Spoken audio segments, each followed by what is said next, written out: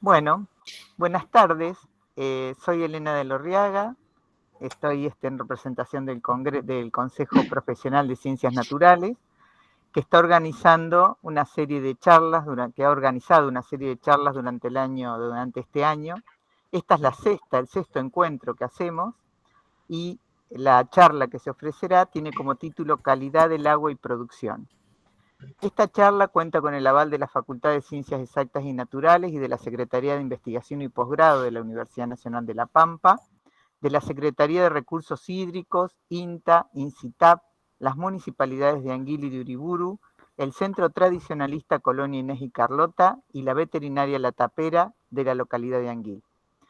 Los responsables de la investigación que se va a mostrar en esta charla son Nancy Kloster, que es licenciada y doctora en química.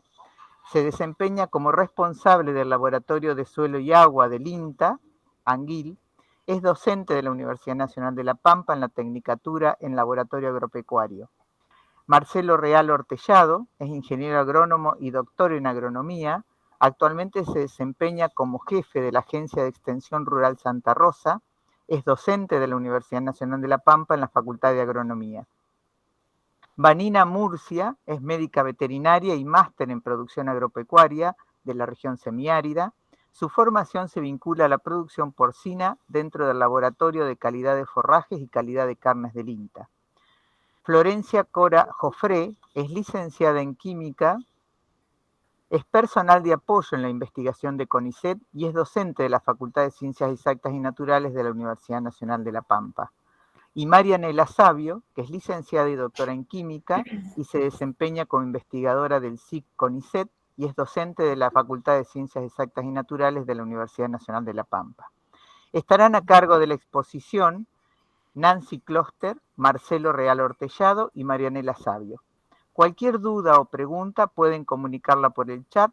Luego de finalizada la charla, las preguntas o las dudas o lo que se escriba, ¿no es cierto?, será leído y respondido. Solicitamos por favor apagar los micrófonos y las cámaras para mejorar la conectividad y sin más damos comienzo a esta interesante charla. Gracias, Serena. Ahí fui admitiendo a las personas que querían entrar porque tenía... Genial, porque tenía el papelito. Sí, gracias. Voy a compartir la pantalla.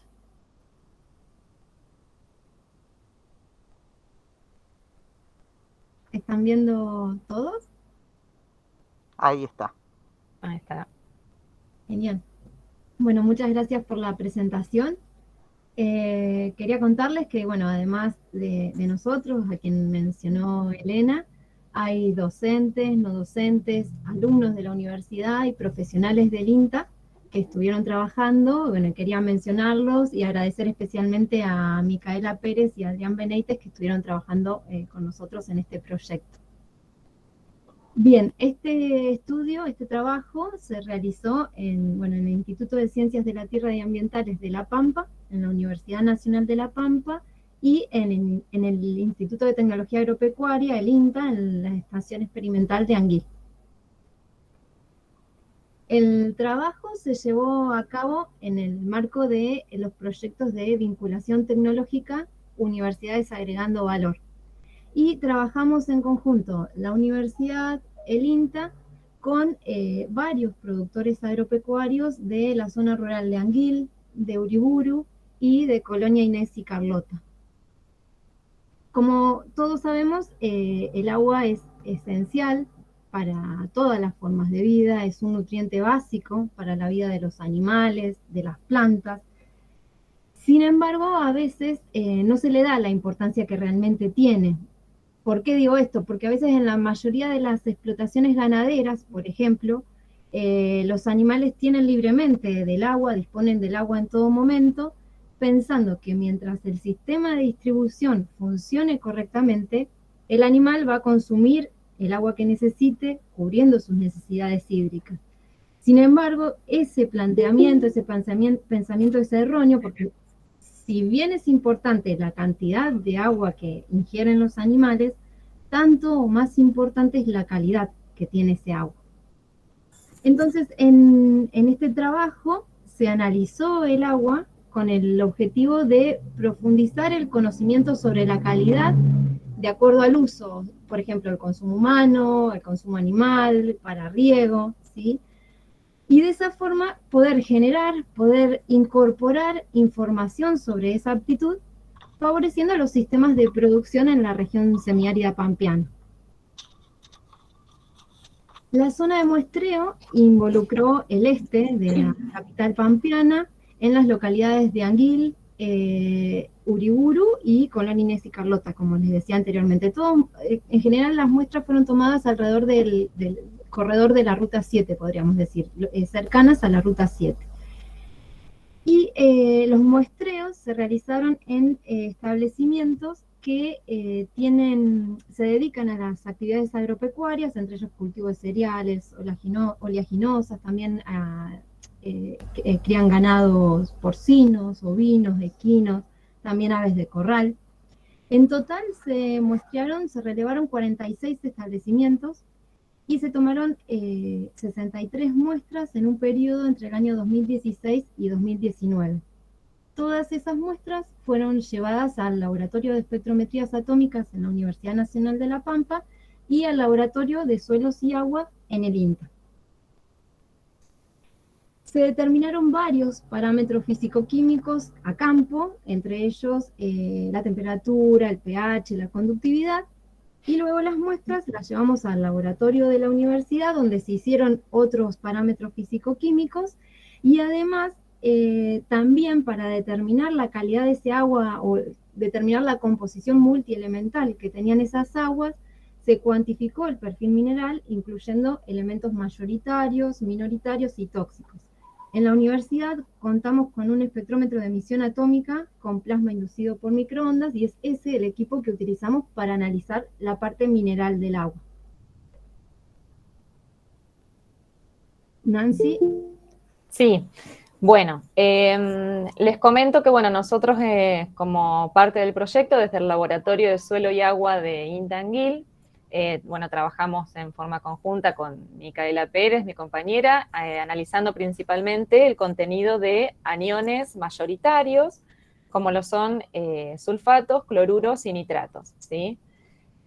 Además, contarles que nuestro laboratorio, si bien se dedica principalmente a lo que es análisis de suelos, estamos equipados para hacer análisis de aguas y contamos con un equipo que es un espectrómetro de absorción atómica con generador de hidruros que, bueno, también nos permite medir el contenido de minerales en muestras de agua y otras matrices, similar, digamos, al espectrómetro que tienen en la Facultad de Ciencias Exactas en el laboratorio de Marianela.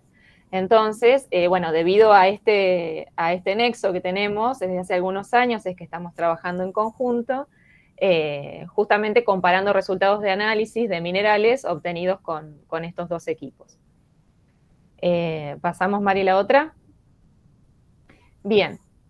Mostrando un poco los resultados obtenidos, en la siguiente tabla se muestran los parámetros físico-químicos, principalmente vemos lo que es pH, conductividad, sólidos disueltos totales y cationes y aniones mayoritarios, ¿sí? Se puede ver en la tabla la aptitud para consumo humano, los límites de aptitud para consumo humano, para consumo animal, y los valores promedios obtenidos para todas las muestras, y el mínimo y el máximo, ¿sí? Como para tener una idea general de los resultados del relevamiento. Podemos ver, por ejemplo, en la anterior, podemos ver, por ejemplo, que en el caso de los sólidos disueltos totales, el máximo supera ampliamente los límites aptos para consumo humano y para consumo animal. Yo no puedo señalar, estoy señalando en mi computadora, pero ustedes no lo ven. Vos seguime, Mari.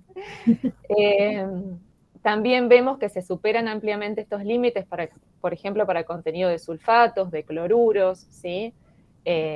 Y bueno, tenemos que decir que tenemos un rango de muestras, vemos, bastante amplio en cuanto al contenido de estos elementos. Ahora sí pasamos a la otra, donde les mostramos el parámetro diagnóstico, digamos, lo primero que miramos cuando vamos a hacer o a interpretar un análisis de agua, que es el contenido de sólidos disueltos. En el gráfico de la izquierda se muestra la distribución porcentual de las aguas, teniendo en cuenta los criterios para evaluar calidad de aguas para consumo animal, ¿sí? Que se muestran en la tabla superior. Vemos entonces que un 42% de las aguas muestreadas se clasifican como dulces, es decir, que tienen menos de 2.000 miligramos por litro. Un 34% clasifica como aguas de calidad buena para consumo animal, tienen hasta 4.000 miligramos por litro. Y luego, un 24% restante ya tiene valores de sólidos totales mayores a 4.000 miligramos por litro y son de calidad regular a mala para el consumo animal. Es importante tener en cuenta que, bueno, estos criterios de calidad de aguas para consumo animal dependen o van a depender, o estos límites se mueven dependiendo del grado de acostumbramiento del animal y a su vez también de la especie y del estado de crecimiento. Así que le voy a dar la palabra a Marcelo para que nos cuente un poquito respecto de esto. Sí, así es, vos bien lo explicaste, Nancy. A ver, aquellos que por allí se encuentran que su análisis se encuentra dentro de ese porcentaje de regular o mala, no es tampoco para asustarse. Eso es lo que hace muchas veces que tengamos que tener cuidado y también elegir un poco los sistemas productivos. A veces entre especies hay algunas diferencias en cuanto a tolerancias o rangos de aptitudes de agua, y dentro de la misma especie también de acuerdo al sistema de producción. Por ejemplo, dentro de lo que es bovinos, el tambo es el que exige mayor calidad de agua, más que nada por el gran volumen de agua que que consume el animal. La vaca de tambo consume mucha agua por día. Entonces, ese consumo de agua significa o implica el consumo de sales, por supuesto. Entonces, necesita sí o sí un nivel de calidad bastante buena, por lo menos de buena a muy buena. Ya después, bueno, tenemos otros sistemas que ya podemos ser un poquito no tan exigentes, como puede llegar a ser un sistema de invernada, y ya después tendríamos que, por ejemplo, un sistema de cría, un rodeo de cría, sería el que más tolera, por ejemplo, ya un nivel regular, y a veces dependiendo la zona, bueno, no se trata en este caso la zona de muestreo, pero los animales se adaptan a calidades realmente bastante curiosas en cuanto a la calidad del agua. Por supuesto, siempre tenemos que tener en cuenta que la adaptación de un animal a la calidad del agua, cuando es inferior, eso tiene un costo. Y ese costo significa muchas veces menor velocidad de crecimiento, menor producción, ya sea menores también tasas reproductivas. Y en lo que hace a diferencias entre especies, tenemos los ovinos, que serían por allí los que más se acostumbran o que más toleran rangos de aguas tipo de calidad regular o malas. No sería ya tan exigente en cuanto a calidad de aguas. Los porcinos, imaginémonos también que son exigentes más o menos al mismo nivel de, por ejemplo, un rodeo de invernada. Y después ya tendríamos, sí, lo que serían algunos animales de granja, como pueden llegar a ser aves de corral y conejos, donde también es necesario tener una calidad por lo menos buena para tener un nivel de producción aceptable. Bien, bueno, retomamos un poco estos resultados de sales totales y lo que hicimos también fue analizarlos siguiendo criterios para evaluar calidad de aguas para riego, ¿sí?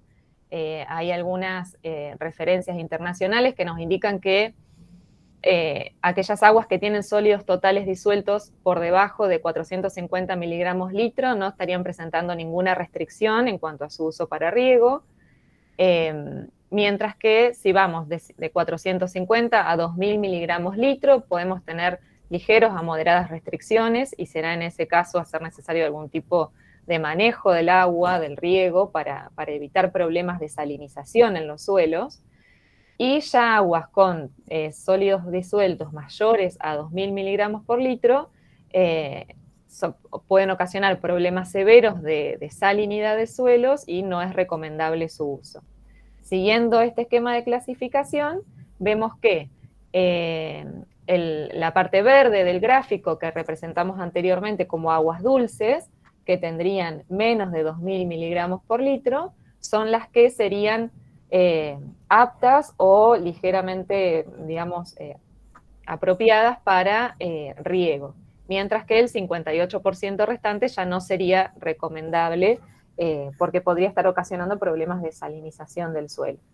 De todas maneras, de nuevo, aquí es importante considerar que la tolerancia de las plantas a ciertos niveles de sales en las aguas de riego depende de la especie.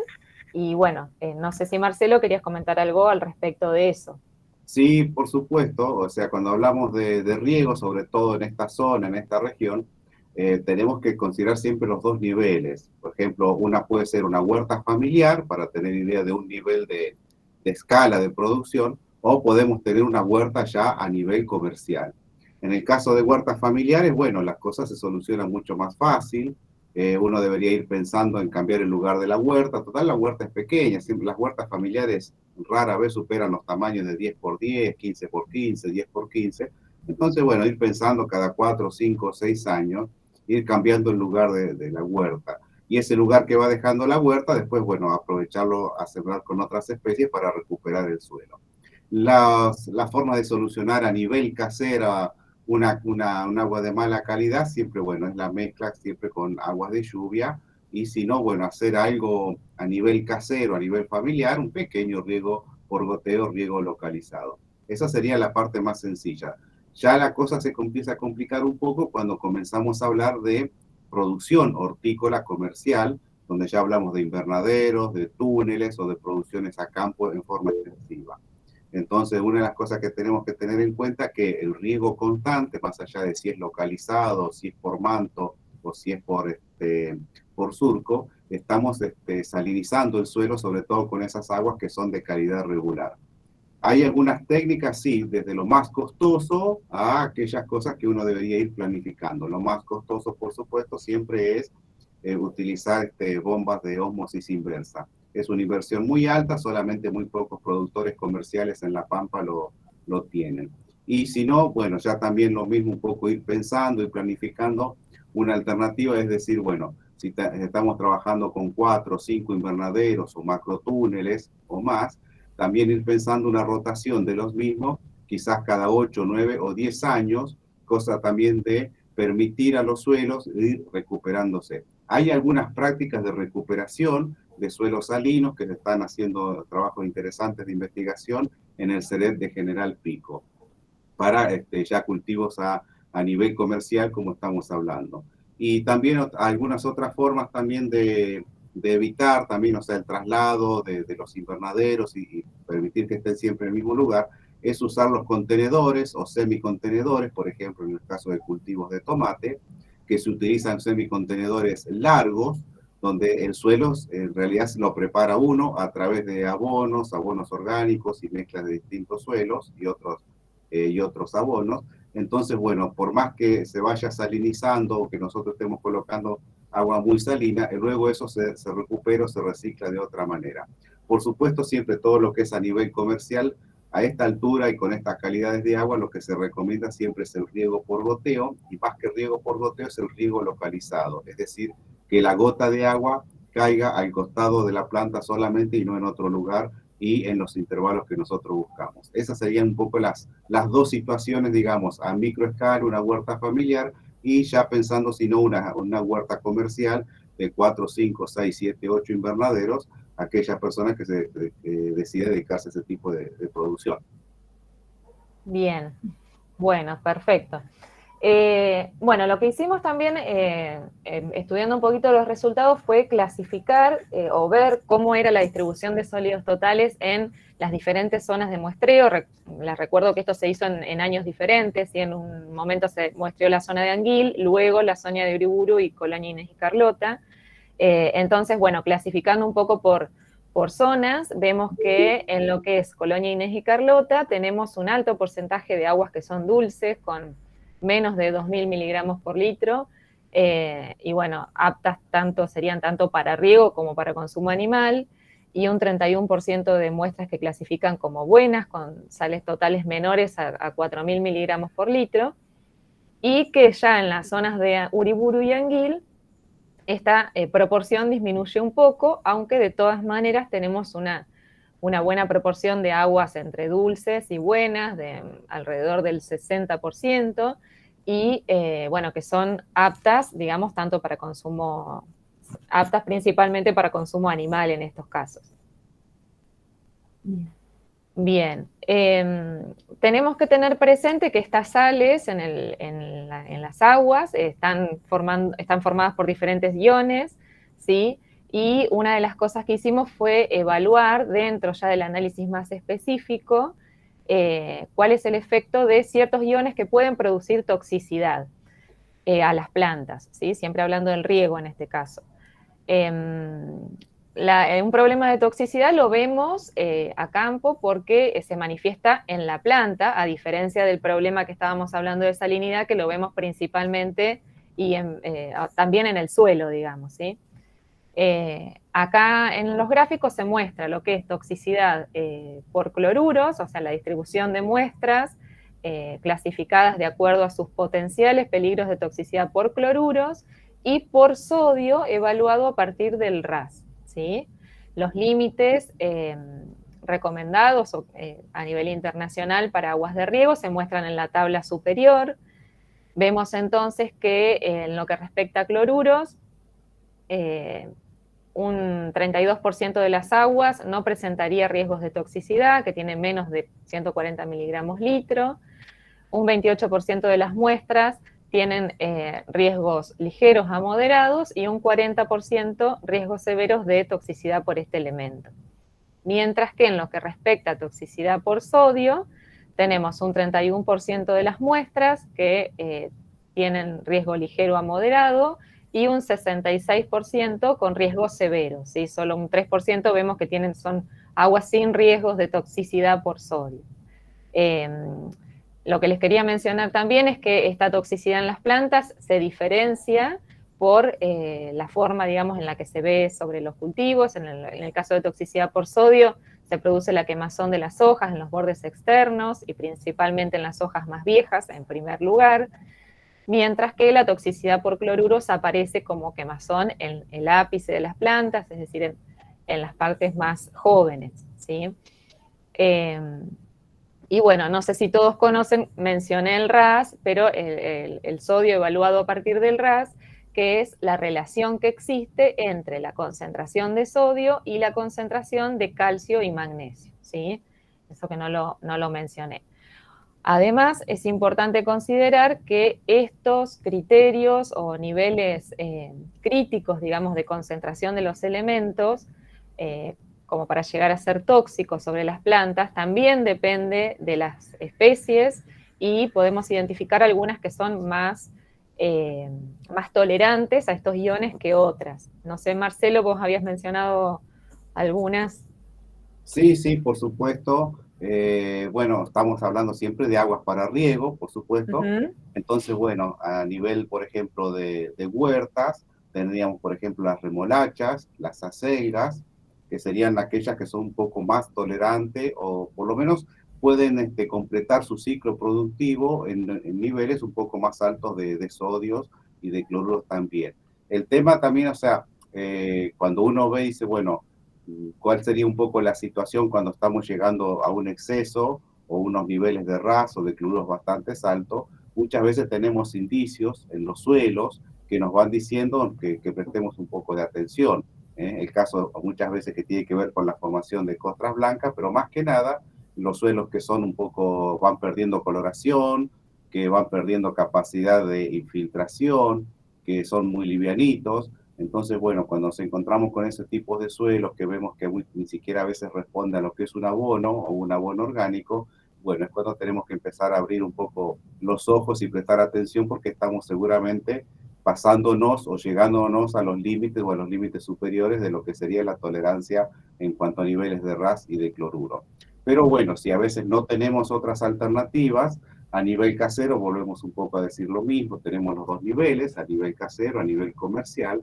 A nivel casero muchas veces significa la rotación de algunos cultivos con remolachas, con acelgas, y si estamos hablando de alguna producción a nivel comercial, por supuesto también después tenemos algunas rotaciones con algunas también otras especies que son más tolerantes a esos niveles de sodio y de cloruro que nos permiten recuperar el suelo y volver después al nivel, digamos, al ciclo productivo.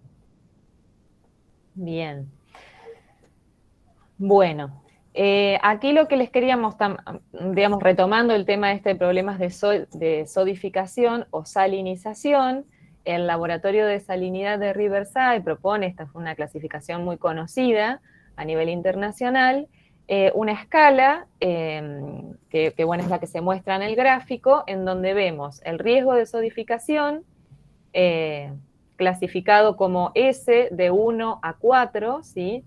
Donde estaríamos teniendo aguas con riesgo de sodificación a los suelos, sería de 1 a 4 con riesgo bajo, medio, alto y muy alto, y luego, de acuerdo a la conductividad eléctrica, se clasifican también el riesgo de salinización de 1 a 4 como bajo, medio, alto y muy alto. Nosotros lo que hicimos fue ubicar los resultados de las muestras analizados sobre este gráfico y bueno, nos encontramos con que prácticamente todas las muestras están de acuerdo a su conductividad eléctrica, clasifican como C3, ¿sí? Es decir, que tienen un riesgo alto a muy alto de salinización, ¿sí?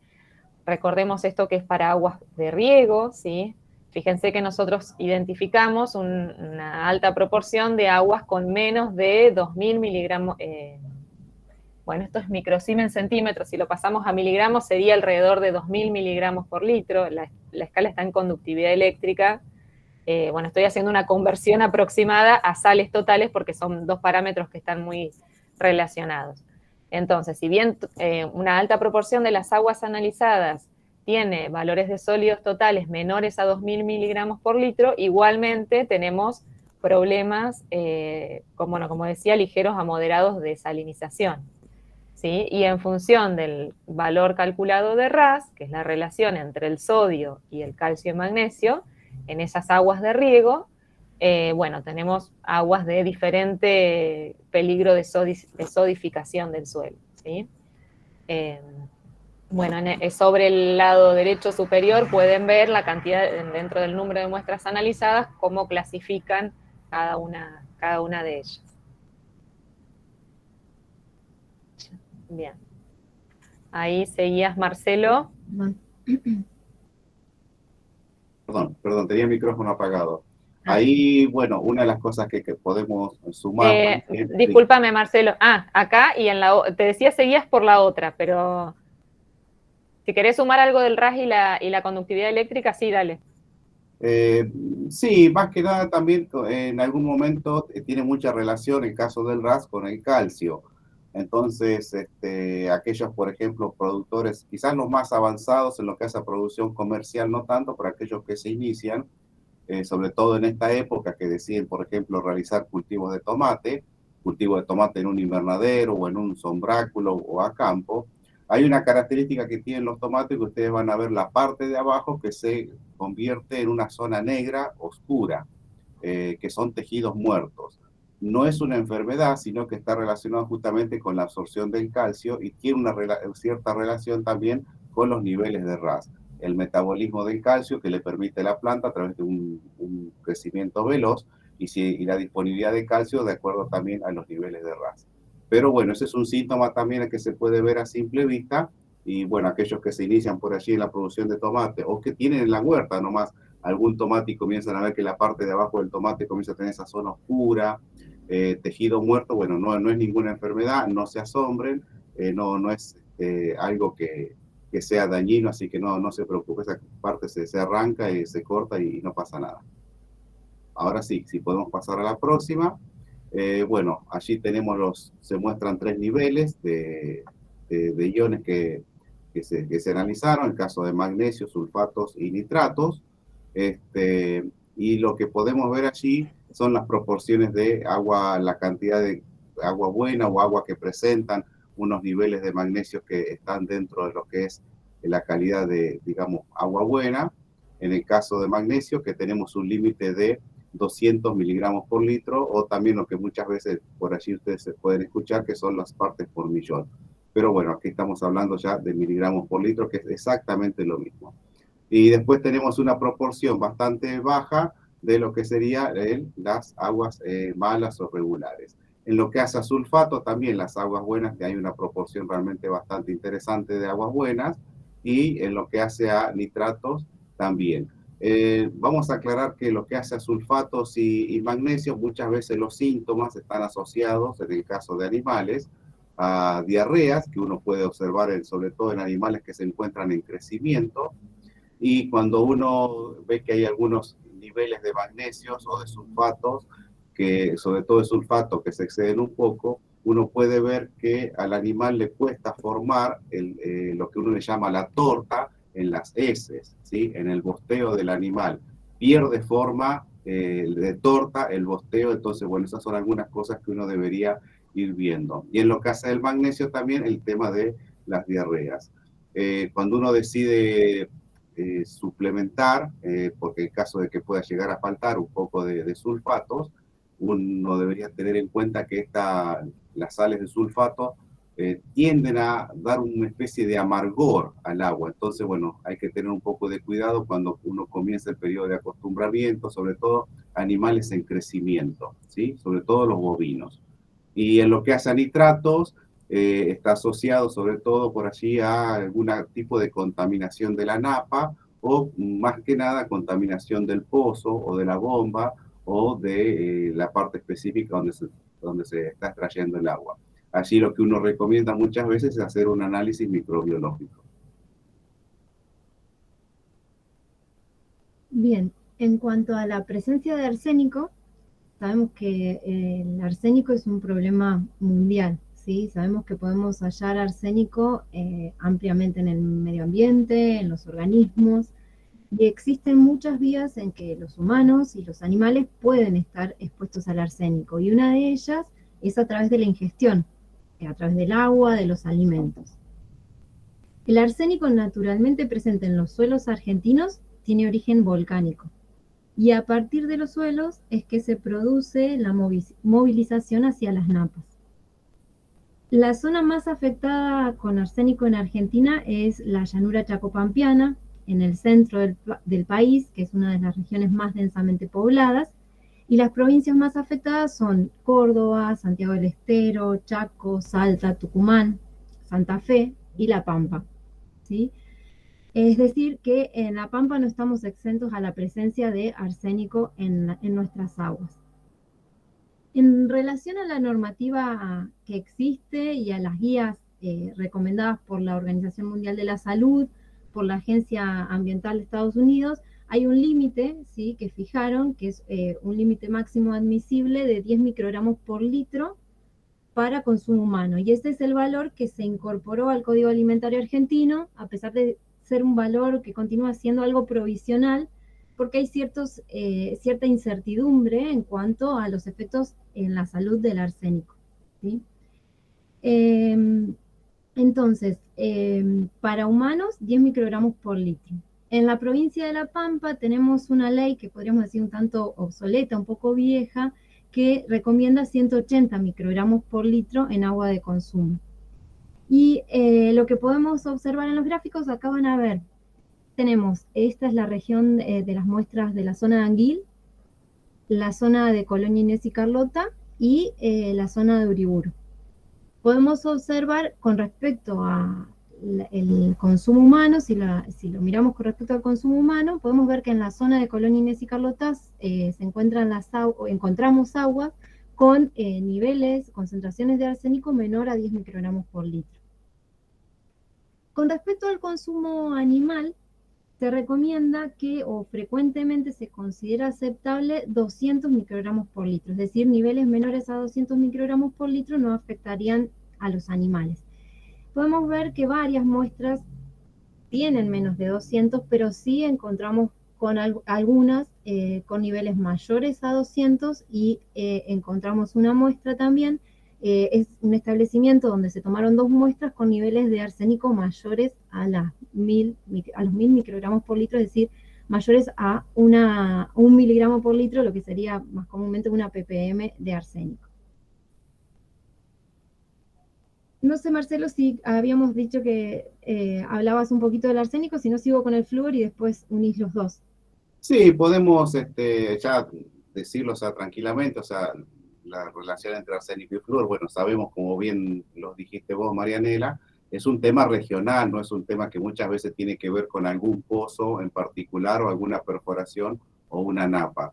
Es un tema regional que abarca casi todo lo que es la zona árida y semárida de Argentina. Y en el caso de arsénico y flúor, si bien, bueno, ahora vas a comentar lo del flúor, hay algunos síntomas que por supuesto están más estudiados en el caso de las personas, con el manchado de los dientes y algunos inconvenientes a nivel de tejido óseo. En el caso de la producción animal, lo que tiene la particularidad es que estos elementos, tanto arsénico como el flúor, no se excretan totalmente, sino que muchas veces se depositan en diferentes tejidos. Algunos órganos blandos, como puede llegar a ser los riñones, como pueden llegar a ser el hígado, y por supuesto en otros tejidos que pueden llegar a ser el tejido muscular, el tejido adiposo. Entonces, cuando uno consume muchas veces la producción de estos tipos de animales que encuentran con estos tipos de agua, en realidad estamos afectando de manera indirecta también el consumo de arsénico y flúor por parte de las personas. Entonces, allí radica un poco digamos, el inconveniente. No tanto a lo que es nivel productivo, no tanto a lo que es nivel de tasas de crecimiento de animales, ¿sí? Y tasas reproductivas, sino también muchas veces la consecuencia que tiene sobre la dieta de las personas. Bien, y entonces ahora les voy a mostrar las concentraciones de fluoruro que encontramos en estas muestras, y como decía Marcelo, luego les voy a mostrar el gráfico de correlación, pero en general hay una correlación entre arsénico y fluoruro. Es decir, cuanto más arsénico, más fluoruro encontramos, y en general lo vimos a esto en las muestras que analizamos. En este caso también se ve que en Colón, Inés y Carlota hay bajo contenido en algunas de las muestras de fluoruro, no así tanto en uriburo, y la muestra que tenía alto nivel de arsénico que habíamos visto en la zona de Anguil. Entonces, el arsénico y el flúor podrían por sí mismos definir la inaptitud del agua, ¿sí?, para ser consumida, en general con respecto a consumo humano. El consumo animal, los niveles son más altos, ¿no? Les dije, en el fluoruro 1,5 es el límite para humanos, y para animales el límite máximo está alrededor de los 5 miligramos por litro. A partir de ahí es donde se empiezan a ver los problemas, y estos problemas de moteado de diente, de desgaste que mencionó Marcelo. Entonces, los dos, arsénico y fluoruro, son altamente tóxicos para los animales, para el hombre, por lo que independientemente a veces de la concentración salina que tenga el agua, si están presentes, van a limitar el uso. Entonces, nosotros vemos que hay una problemática con el arsénico, con el flúor. Vemos que no es solo acá en estas muestras, no es solo en La Pampa, es toda la región chacopampiana y varios lugares en el mundo que tienen esta problemática. Y nos preguntamos nosotros qué podemos hacer para esto, porque vemos que encontramos estas concentraciones y no podemos quedarnos sin hacer nada. Entonces nos preguntamos qué podríamos llegar a hacer, y es que así fue que desde el grupo se planteó un proyecto en el que estamos comenzando, que es tratar de desarrollar tecnologías de remoción del arsénico y del flúor. Es decir, queremos desarrollar un dispositivo que nos permita disminuir esas concentraciones de arsénico y fluoruros, tratando de que las podamos disminuir por debajo, lo más cercano posible a lo que establece la Organización Mundial de la Salud, con el foco particular en los pequeños productores, ¿sí? Porque sabemos que para estos asentamientos de pequeños productores, para estos pequeños productores, ¿sí?, se podría llegar a aplicar a escala doméstica, ¿sí?, los principios básicos de tratamiento de agua. Y hay muchas tecnologías convencionales que pueden ser llevadas a menor escala y ser convenientemente aplicadas a comunidades pequeñas, a hogares individuales. Entonces, esto es una idea que tenemos, que estamos intentando empezar a desarrollar, tratar de buscar una solución a este problema que vemos en estos pequeños productores. Bien, sabemos que no solo fluoruros y el arsénico son elementos tóxicos que puedan afectar a la calidad del agua, ¿sí? Sabemos que el agua es una fuente de minerales, y hay ciertos minerales que no están en esas concentraciones, a veces están en concentraciones más pequeñas, pero a pesar de estar en concentraciones bajas, a esas concentraciones pueden llegar a ser perjudiciales para la salud. Entonces, analizamos varios minerales, ¿sí? Y en la tabla van a ver lo que están, los límites, ¿sí? O la aptitud para consumo humano y la aptitud para consumo animal, de acuerdo al Código Alimentario Argentino y al National Research Council, el NRC, que es el que establece para los animales. No encontramos de todos los analitos, es decir, no están todos regulados, solo algunos. Y lo que nosotros observamos fue que, por ejemplo, para el consumo humano, hay algunas muestras que superan los límites de boro, de níquel y de arsénico. Bueno, arsénico ya les había contado. Lo que ven acá es el promedio y las barras de error indican el mínimo y el máximo que encontramos. Y en cuanto al consumo animal, pudimos ver que en general están todos por debajo de los límites que se establecen, pero en el caso del vanadio, el vanadio supera ampliamente y también encontramos elevadas concentraciones de estroncio. De estroncio no encontramos ningún límite por ningún lugar, estamos buscando si alguno lo sabe, lo tiene, por favor nos lo manda porque es algo que estamos buscando a ver si hay algo regulado para estroncio. Es más, si hay alguien ha hecho análisis de agua y tiene conocimiento de estroncio en esta zona, a nosotros nos llamó la atención de haber encontrado esas concentraciones, ¿sí? Pero no hay un límite establecido para aptitud para el consumo ni humano ni animal. Como les decía, hay una...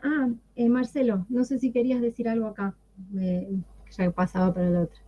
Acá, no, bueno, ya lo habías comentado vos, pero simplemente agregar, sumar un poquito nada más, que bueno, que el vanadio, por lo que hemos estado viendo, está asociado también a lo que es arsénico y flúor, así que bueno, digamos, donde se encuentran niveles altos de arsénico y flúor, es muy probable también que se encuentren algunos niveles que vayan asociados de vanadio, con lo cual, bueno, ya no es un tema también de un pozo o de una perforación de una bomba o de una napa en particular también, sino que debemos pensar muchas veces en cuestiones a nivel regional. Bien, y como decía Marcelo, para clarificarlo, hicimos esta correlación entre los fluoruros y el arsénico, el vanadio y el arsénico, y vimos que correlacionan positivamente, como lo hemos encontrado en muchas referencias bibliográficas. Todas esas muestras también se analizaron, se utilizó un índice, que es el índice de evaluación de metales pesados, para ver si estas aguas estaban contaminadas, es decir, este índice nos proporciona la calidad general del agua con respecto a los metales pesados. Y lo bueno fue que no se encontró que haya contaminación por metales pesados en ningún caso, sin embargo, lo que recomendamos es monitorearlas constantemente. Bien, en cuanto, o para finalizar esto, nosotros pensamos que siguiendo los objetivos del desarrollo, los objetivos de desarrollo sostenible, los ODS, dentro de ellos los recursos hídricos, los recursos ambientales son fundamentales, por lo que la investigación, el cuidado, el monitoreo del recurso agua es indispensable. Por eso lo que hicimos en este estudio fue relevar en la zona cómo es la calidad de agua que tienen esos productores para poder ayudarlos, para poder hacer un manejo más apropiado de su producción. Y la idea es seguir avanzando en el conocimiento del agua, seguir ampliando la zona para tratar de encontrar las mejores opciones de aprovechamiento de este recurso que es tan valioso. Marcelo. Sí, y sobre todo sumar a la idea de que el agua es un alimento. Y entonces, bueno, a nivel de producción, a nivel de productor, cuando uno piensa en alimento de animales, en este caso, por ejemplo, la ganadería bovina, uno siempre analiza y piensa la calidad de una pastura, en la calidad de un verdeo, en la calidad de un silo, de un rollo. Bueno, a eso también sumarle entonces la calidad del agua. El agua es un nutriente más, es un alimento más, que tiene un gran aporte de minerales. Entonces, bueno, siempre los invitamos a que analicen así como se analiza la calidad de una pastura, de un verdeo, analizar también la calidad del agua. Sobre todo porque es variable la calidad del agua. Algunas variaciones pueden llegar a ser en el breve lapso, pueden llegar a variar de invierno a verano, y otras variaciones un poco más lentas, quizás de un año a otro, o quizás cada 2 o 3 años. La calidad del agua en una napa o en un pozo no siempre es la misma. Entonces, bueno, los invitamos a que extraigan muestras de aguas y las hagan analizar como una forma también de saber qué calidad de alimentos están también entregándole a los animales y prepararse, o por lo menos para ir previniendo algún tipo de efecto sobre la producción. Queremos agradecerle muchísimo a los productores agropecuarios que donaron gentilmente sus muestras, a todos ustedes por acompañarnos hoy y, bueno, a todas las instituciones que nos acompañaron también en esta charla. Muchísimas gracias a Coprogna que organiza las charlas.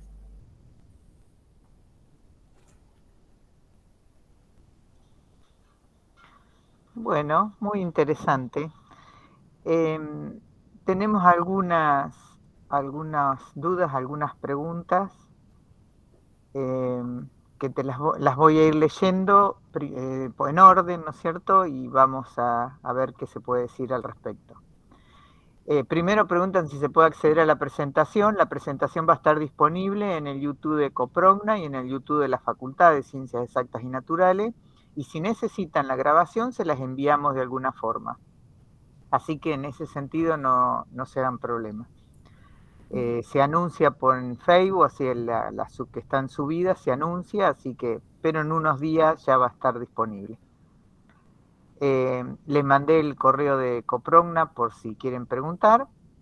Y acá tenemos la primera. Respecto al agua salobre para riego, en el caso de no ser aguas duras, ¿qué efectividad tiene la dosificación con yeso u otro endurecimiento artificial para conservar la estructura de los suelos?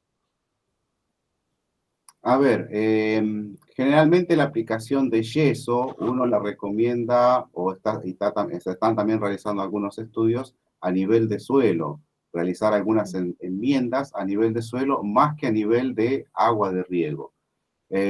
Depende también la escala de producción, si estamos hablando de una pequeña huerta a nivel familiar o un emprendimiento ya de tipo comercial. Si estamos hablando de una pequeña huerta a nivel familiar, una de las cosas que uno siempre recomienda es lo que llamamos cosecha de agua, que es simplemente recolectar agua de lluvia. Y junto con eso ir mezclando también el agua de lluvia con el agua que salga de la bomba o de los pozos. Si estamos hablando de ya a nivel una escala comercial, lo que tratamos de trabajar es ya sobre enmiendas de suelo, que sí, los yesos funcionan muy bien, pero también uno debería ir pensando en algún momento de ir haciendo rotaciones de los lugares de producción, ya sea un invernadero, un macrotúnel, un sombráculo o si es a campo, cosa de ir permitiendo a los suelos recuperarse en la etapa donde no se está haciendo producción hortícola, y se utiliza muchas veces para realizar alguna pastura durante algún tiempo para permitir a los suelos recuperarse. Bueno, otra pregunta. ¿Qué porcentaje o cantidad de establecimientos utilizan el agua de riego sin constar la escala a nivel hogar? O sea, ya producción mayor o directamente campo. En este caso de los relevados eran solo huertas familiares, no tenemos que hagan a gran escala. No sé, Marcelo, si quieres contarles algo más, pero en estos establecimientos eran solo huertas familiares. Hoy por hoy hay 3 producciones grandes o áreas. Una está en Colonia Barón, una productora se llama Alicia Repeto, que tiene en estos momentos, 1, 2, 3, 4, 5, 6, 7, 8, 5 invernaderos, 3 sombráculos y creo que está armando 3 invernaderos más. Es una producción comercial. Después, bueno, un poquito más al norte, en Villa Mirasol, hay una huerta municipal. En Anguil hay productores alrededor de Anguil que también se dedican a la producción comercial de hortalizas y, por supuesto, sí, utilizan el agua de riego. Algunos de ellos cosechan agua, recolectan agua de lluvia, y en el caso de Colonia Barón, que es Alicia Repeto, lo que hace es riego localizado y también riego en semicontenedores, o mejor dicho, el sustrato lo coloca en semicontenedores, lo cual le permite después, a lo mejor entre un año, cada 2 o 3 años, modificar ese sustrato y cambiarlo por otro que vaya siendo más apto. Muy bien. 2 dudas tiene Candela Pavón. En pequeños establecimientos en la provincia se está realizando cosecha de agua u otra infiltración artificial tipo DREN para disminuir la salubridad a nivel acuífero. Y 2, ¿existe correlación entre perforaciones cercanas con diferentes tipos de bombeo? Por ejemplo, si usa molino y si usa bomba. O grado de mineralización de las aguas. Ahí me quedó. Le leo primero la primera y después la segunda. ¿Se está realizando cosecha de agua u otra infiltración artificial tipo DREN para disminuir la salubridad del acuífero? Hasta donde yo sé no, porque no se está colocando agua dentro de los acuíferos. Sí se hace cosecha de agua, pero para uso directo. Uso directo, es decir, se toma el agua de lluvia, se almacena en algún aljibe, o en tambores, o en cisternas, y después se usa esa misma agua o se mezcla. Ahora, colocar agua dentro del acuífero, no, yo no conozco esa tecnología. Y en cuanto al otro, la cercanía de los pozos, bueno, a ver las chicas por ahí que han analizado los pozos continuos. Lo que vimos, no hicimos la correlación, no sacamos las cuentas para hacer una correlación, pero se vieron que eran bastante similares las perforaciones cercanas. O sea, en cuanto a profundidad, similares en cuanto a características de construcción. En cuanto a las características químicas, sí. Sí. Químicas. Sergio Bascala levantó la mano, me imagino, para este tema. Hola, buenas tardes, ¿cómo les va a todos? ¿Qué tal? Sí, en cuanto a la cosecha de agua que mencionaban recién, o preguntaban recién, hay una experiencia importante que se está llevando adelante de la mano de Edgardo Adema, en la zona de Chacharramendi, donde efectivamente se hace recarga inducida del acuífero, y básicamente consiste en incorporar el agua cosechada a partir de una superficie X en una zona específica y más baja del campo, y a partir de esa recarga se hace la cosecha del agua del subsuelo antes de que llegue a incorporarse efectivamente a los niveles freáticos. O sea, se incorpora al acuífero, pero sin que llegue a tener contacto directo con el primer nivel freático. Eso se está haciendo acá en la zona de Chacharramendi, pero está en el país, está muy difundido. INTA ha hecho muchos esfuerzos en ese sentido, la gente de INTA Reconquista está trabajando mucho en ese tema. Claro, sí, pero acá no, en la zona no. Sí, así es. Sí, Lo que pasa es que, bueno, tomé como que la pregunta se hacía sobre la zona de estudio, que era la zona de Anguil, Colonia, Inés y Carlota. Sí, el caso de Edgardo Adema trabajó con Tajamares, y también esta experiencia tiene una réplica muy cerquita, acá cerca de Carué. Esto, por supuesto, el efecto no es inmediato, o sea, no es inmediato y no tiene una corrección rápida de un ciclo a otro, sino que muchas veces hay que ir esperando a lo mejor 2, 3 o 4 años hasta que más o menos se estabilice de acuerdo, bueno, a la calidad de la napa y, por supuesto, a la cantidad de agua recolectada. Sí, se realiza con Tajamares, es cierto. Bueno, Lorena Ceballos levantó la mano por esta pregunta. No, Elena, respecto a la segunda pregunta que es sobre el grado de mineralización de las aguas, más que, capaz que calculo yo que la pregunta va a si hay como, se interfieren los radios de influencia en perforaciones cercanas, que puede ser, desconozco, pero generalmente esta mineralización se ve si tienen el contexto de dónde está la zona de recarga de ese acuífero y la zona de descarga, si tenés alguna laguna cercana. Tal vez a eso va referido. En esa localización de estos distintos puntos sí vas a ver un avance de la mineralización, pero si no, en esa escala en que han estado trabajando ellos, estimo que no.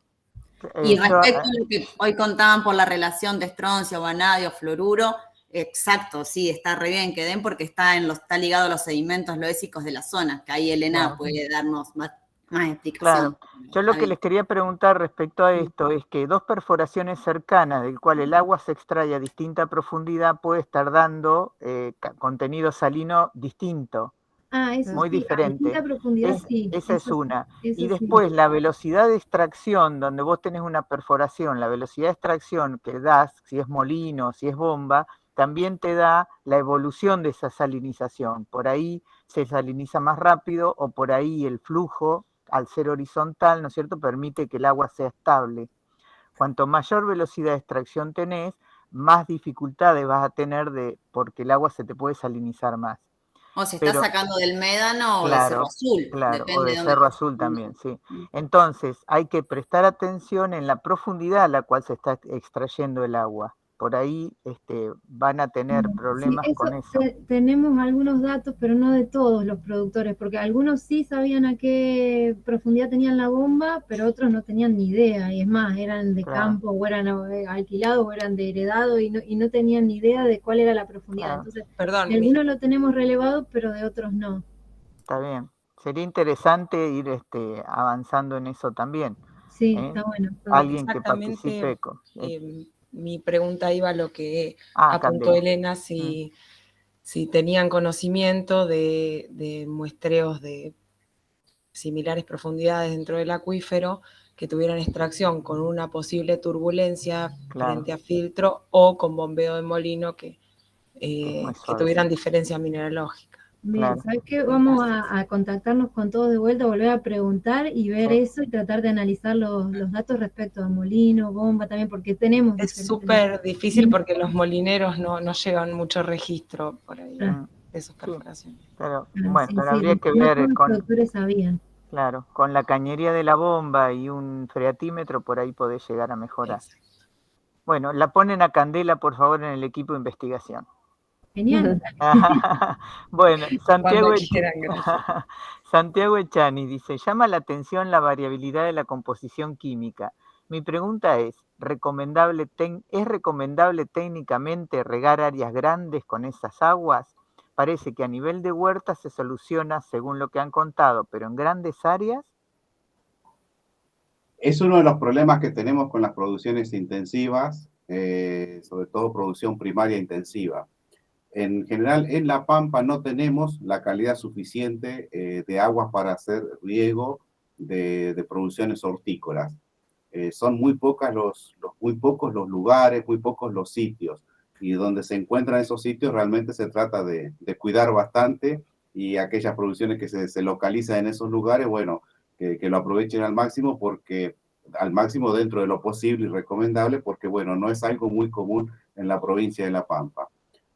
Como decía recién, aquí las grandes producciones, bueno, por ejemplo, Atalí Barroca, después tenemos tres productores grandes aquí alrededor de Santa Rosa, algún otro productor en la zona de Miguel Riglos también, algunos de ellos, y después en el norte, en la zona de General Pico, y más al norte también, lo que tienen son pequeñas bombas de ósmosis inversa.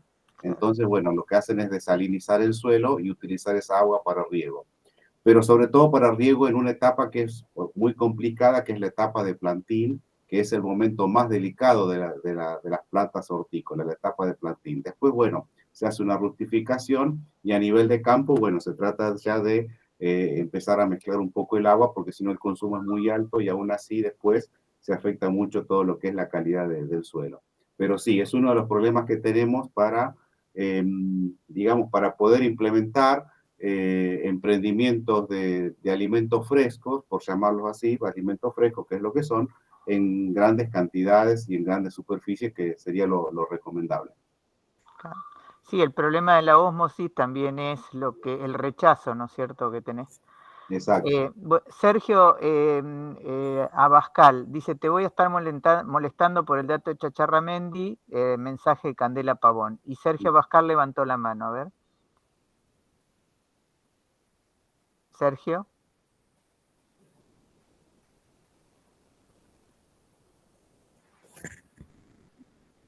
Estás con el micrófono cerrado.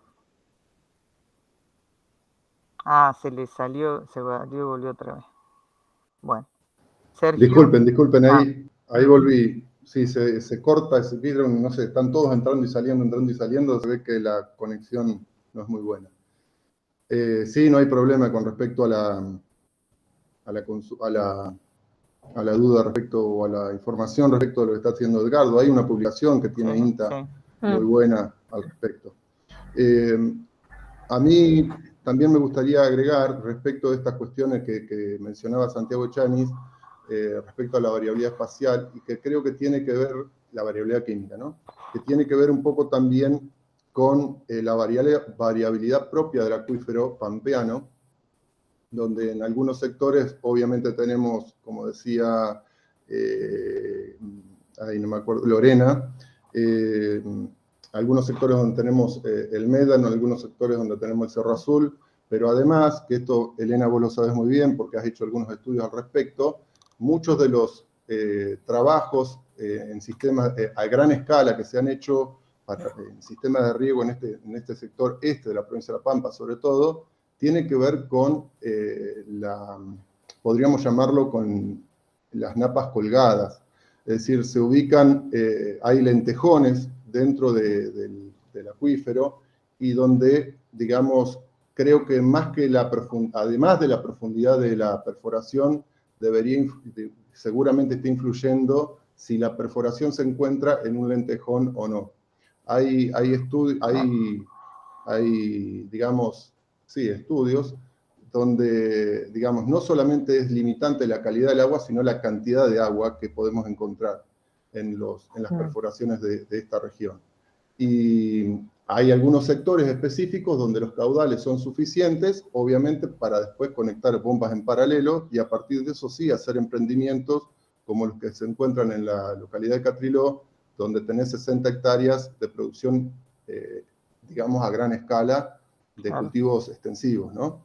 El tema es encontrar estos lentejones, y que estos lentejones, además, que no están conectados muchas veces con el acuífero, con el nivel freático propiamente dicho, y que, bueno, en esas condiciones podría llegar a pensar, esta pregunta que hacía Santiago, podría llegar a pensar en la posibilidad de un riego a una mayor escala. Pero en general, cuando vos tenés perforaciones que te rinden 5.000, 6.000 litros por hora, la posibilidad de agregar una lámina en una gran escala es relativamente limitante. No solamente lo químico, sino la cantidad de agua que vos tenés disponible. Sí. Lorena Ceballos levantó la mano. Sí, mi observación iba por esto mismo último, cantidad y calidad. O sea, la calidad es importante y la cantidad en el Cerro Azul es súper limitada. Tenés lugares hermosos y tenés lugares que no te ceden nada. Y otra, pensando también en el periodo de estudio 2016-2019, muchas veces la variabilidad de esta química puede estar dada por las lluvias esas excepcionales que tuvieron en el 2016, que te entraron en el médano, te diluyeron y te bajaron la concentración de sales, pero que en el 2019 seguramente ese efecto no se vio, porque tenemos un año más seco. Por eso es tan difícil a veces el dato entenderlo así solo. Lo bueno es que fueron por lugar, no repitieron, o sea, no combinaron años en el mismo lugar, pero para compararlas también es problema. Bueno, ¿algo más? Perdón. Sergio Bascal levantó la mano. Yo la última observación, y está bueno el esfuerzo que están haciendo las chicas por ahí, y Marcelo, digamos, no sé si por lo que decían tienen intenciones de seguir estudiando sobre todo lo que tiene que ver con el arsénico en distintos sistemas de producción. Yo no sé, más allá de que obviamente el arsénico es un elemento preocupante, digamos, habría que ver en qué categoría animal, si es que van a trabajar con cuestiones animales, sería más limitante. Porque, por ejemplo, ese sector generalmente es principalmente, Marcelo lo sabe bien esto, digamos, es más de recría, de una recría a una invernada. Entonces, cuando vos hablas de una invernada rápida, normalmente debería estar no más de un año dentro de un establecimiento. Entonces uno tendría que analizar si efectivamente la acumulación que se puede producir en una categoría como un novillo durante un año sería considerable, o sea, podría generar un efecto en los niveles de producción suficiente como para ameritar que uno haga un esfuerzo grande en tratar de reducir los niveles de arsénico. Porque sí podría ser un problema en la vaca de cría, me parece, sobre todo lo que es flúor, porque ahí sí vos tenés una reducción en la vida útil útil de la vaca, porque una vaca debería estar 10 años, y cuando vos tenés niveles de flúor muy altos, la vaca reduce por distintos problemas de fluorosis, te reduce digamos, la vida útil tal vez a la mitad. Entonces ahí sí te afecta el sistema productivo. En el caso del arsénico en particular, digamos, no sé si va a afectar a alguna categoría animal e incluso a lo que es producción, digamos, hortícola o demás. Tal vez haría esfuerzo en este sentido, haría esfuerzo más en los niveles de cadmio que se están, no sé si, ahí vi que estaban bastante bajos los niveles de cadmio. Sí, nos dieron por debajo del límite de detección. Claro, pero por ejemplo, eso en las aguas, pero cuando uno analiza, la fertilización fosforada hoy en día se está teniendo un poco más en cuenta, y los fertilizantes fosforados tienen altos niveles de cadmio. Cualquier roca fosfórica tiene cadmio en su composición. Y entonces cuando uno dice, bueno, ¿qué está pasando con el cadmio en los sistemas de producción intensiva? Es un gran signo de interrogación.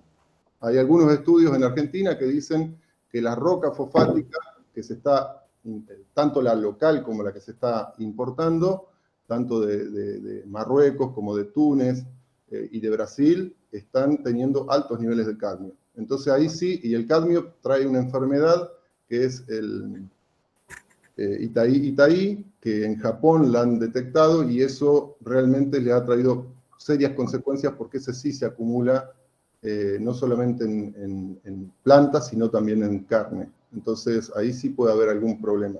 Pero no sé si haría tanto esfuerzo en arsénico en los sistemas de producción ganadera, ¿no? Claro, sí. Sí, Marcelo. Sí, yo lo que voy a decir, bueno, a lo que dice Sergio, que muy buen aporte, Sergio, gracias. A eso le sumaría, además de lo que es el rodeo de cría, como vos decís, por los años que está en el campo, todo lo que es tambo, lo que es la producción de leche. Porque, bueno, la vaca en ese caso tiene un alto consumo de agua por día, independientemente de la época del año. Y, bueno, esa agua, gran cantidad de esas sales que ingieren, muchas de esas pasan también a lo que es la producción de leche. En lo que hace a la acumulación de estos minerales en los distintos tejidos, es cierto, se acumulan en los tejidos, y como vos bien decís, no se conoce, o por lo menos lo desconocemos en esta zona, cuál es la tasa de retención o la tasa con la que se va depositando estos minerales en los distintos tejidos. No tenemos los datos, eso no creo que, yo por lo menos no tengo conocimiento que se haya hecho estudio de cuánto acumula un ternero, un ternerito, una vaquilla, es cierto. Pero bueno, son animales que están poco tiempo. Y yendo a lo que sería una producción más intensiva, además de justamente los tambos, los otros animales que están mucho tiempo, o por lo menos un tiempo largo de su vida, y nosotros estamos haciendo un consumo directo de su producción, son las gallinas ponedoras de huevos. Aquí cerca, en toda esa zona y un poquito más al sur también, en toda la Pampa más, pero bueno, quería centrar un poquito en la zona de estudio y alrededores, hay varios criaderos de gallinas ponedoras también. Entonces, bueno, también es interesante ver qué es lo que pasa allí. O sea, si bien no hay datos como decíamos, te decía recién, de tasas de depósito de estos minerales, pero bueno, es interesante estudiarlos, sí, bien como decís vos. Sí. Marianel, ¿ibas a decir algo? Sí, está genial lo que decís. No, lo que iba a decir es que bueno, que lo del abatimiento del arsénico, del flúor, lo pensamos más para la parte de consumo humano, pero bueno, también lo habíamos pensado como animal, pero no habíamos tenido en cuenta eso que nos estás diciendo. Gracias, Sergio. No, por favor. Y en cuanto a lo que decía Lorena, fue una de las muestras que tomamos de la zona, que vimos que hubo un efecto de dilución después de las lluvias esas que hubo, que tenía un montón de sólidos disueltos y bajó un montón después de la Claro. lluvia. Sí, eso es normal. Santiago Echanis les hace una pregunta, dice, la explicación de Lorena es interesante, dice, han registrado esa variabilidad en aguas superficiales, en lagunas que varían relativamente su composición iónica en años consecutivos. No es una pregunta, es una afirmación. Y es lógico, ¿no es cierto?, pensar, verlo, ¿no es cierto?, que eso sea cierto. Sí. Sí, y el otro punto también, perdón, ¿no?, que me voy acordando a medida que va surgiendo, es la ubicación en el paisaje de la perforación. Sí. Porque vos tenés una recarga, la freática tiene una recarga digamos, local y una recarga regional. Entonces, en función de la ubicación en el paisaje, la perforación puede tener un efecto. Por ejemplo, si tiene efecto de la recarga local, en 2 meses después de una lluvia, vos estás notando los efectos. Es decir, es rapidísimo el efecto. Si vos tenés un médano en un sector y la perforación la tenés en el bajo, en 2 meses vos ves el efecto de esa lluvia. Eso lo tenemos medido en la zona de Doblas, nosotros con unos ensayos que teníamos ahí. Y después, la recarga regional obviamente también puede hacer un efecto de dilución, pero ya es más lento en el tiempo. La recarga local puede ser muy rápida y puede generar estas variabilidades así en las aguas. Bueno. Bien, interesantísimo para hacer algo en conjunto, porque a nosotros nos falta toda esa parte geológica. Sí, la investigación interdisciplinaria es fundamental para estas cosas, porque es como verla de distintos puntos y tratar de engancharla. Sí, está genial. Bueno, qué bueno, me encantó. La verdad que una felicitación a las chicas por el trabajo, bueno. es impecable. Sí, yo lo que quería agregar, justamente lo que decía Elena, porque lo venía pensando en toda la discusión que se está dando, que justamente nosotros, yo como química, y seguramente a Marianela y a nuestras compañeras también químicas les pasa esto, de que uno tiene una parte del análisis, uno puede leer bibliografía respecto de la interpretación, pero el aporte que el trabajo conjunto con Marcelo, con Vanina, y con Adrián, que también nos hizo el nexo con los productores para el muestreo, que ellos son veterinarios o agrónomos, nos hace realmente la interpretación de los datos, uno puede enriquecerlo muchísimo. Y ahora acá, en este ámbito, donde también hay geólogos o gente que está en otros temas, también nos hace ver esto que es súper comprensible, digamos, cómo puede llegar a variar la concentración de iones en estas aguas en función de la profundidad, en función de la posición en el relieve, todo ese tipo de cosas que nosotros hasta ahora, si bien algunos datos están relevados, no los interpretamos. Entonces, en un momento, creo que en uno de los últimos proyectos, Mari, creo que fue del 2018, habíamos incorporado a Lorena Carreño con la idea de hacer alguna especie de mapa con estos datos. Todavía no llegamos a esa parte, pero bueno, Lorena, que es ella recursóloga, por ahí también tiene una mirada más de este tipo, como la que estamos charlando. Sí. Así que bueno, vamos a retomar el contacto con ella, que la tenemos ahí cerquita, para ver qué más se puede profundizar.